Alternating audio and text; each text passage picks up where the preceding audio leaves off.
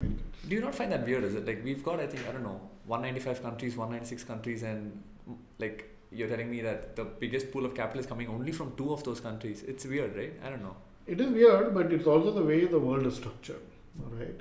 So the way the world is structured is that only countries which are making huge productivity gains in their GDP, that shows up in form of capital, right? So if we classic economics 101 is that any GDP has got 2 to 3 problem today it's 3. Previously, classical economics and all had only two primary factors, which is either labor or capital, right? So labor, if it does a lot of work, then you get excess capital, which can be reused for other purposes, right? So that's how entire economics is. It's a bedrock of economic theory. But but the most productive economies have been the Western economies, right? So US plus, the European ones. But the European ones, that capital whichever they had or which they produced in excess had to go back into Their own economies. into not only their own economies, but it has to be invested to get raw materials, right, for the next phase. Like for example, Germany. Germany is an extremely productive economy, but all the capital they've generated excess has to go back into buying raw materials for their manufacturing industry, and which has to be exported out, right? And then they get the capital back, and that capital is again reinvested back and all that. But it's only US and later on China, wherein you had such a massive local market, and which was US in many ways is a highly blessed nation. Really? Right? Because it's got the best real estate in the world, right? Wherein you're surrounded by two massive oceans, right? Both Atlantic and Pacific. They also in the north they have Canada, which is many people they call it as the 51st state of the US, which is extremely dependent on US. And then on the south you have Mexico, and Mexico also to a great extent is a very benign power, right? So they don't pose any threat to US. So it's the only major nation in the world which doesn't need to keep a standing army inside, right? And the second biggest advantage that US has, it has a very large inland waterways, right? And so it is very cheap to transport goods within US.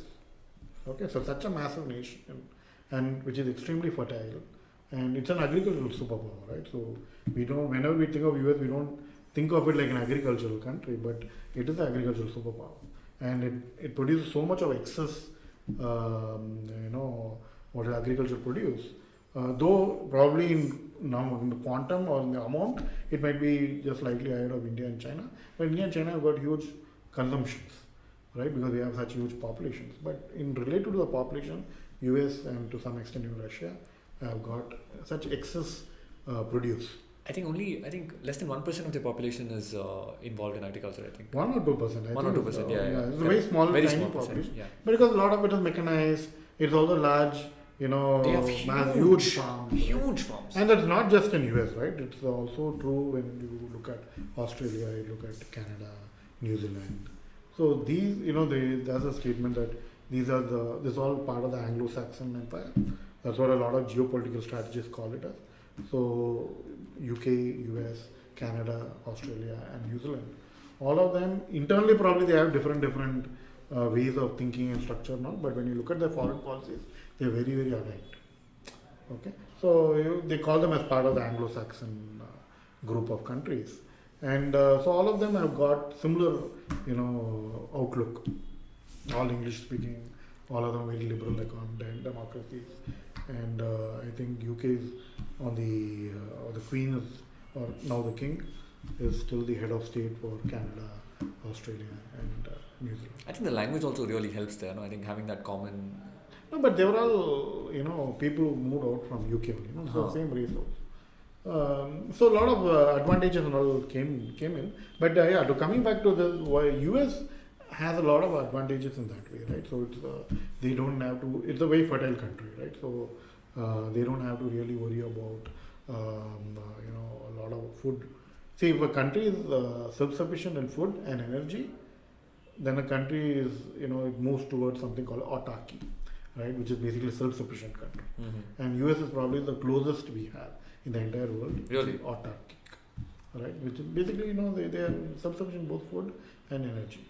And they became a lot more self-sufficient in energy after 2014 Fracking. because of fracking, yes. So due to fracking, they became exporters of. Yeah. I think they are world's second or third highest producer of oil, if I'm not wrong. Today they are the first. They're the first, Yeah, is it? they are the largest producer of both natural gas as well as oil, petrol or diesel. Whatever.